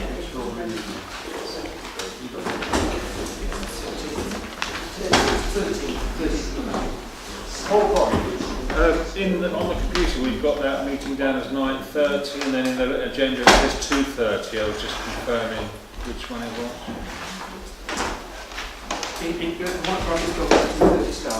But there will be no training further in the before that. So that's the 9:30. Well, I think Thanks. 9:30 will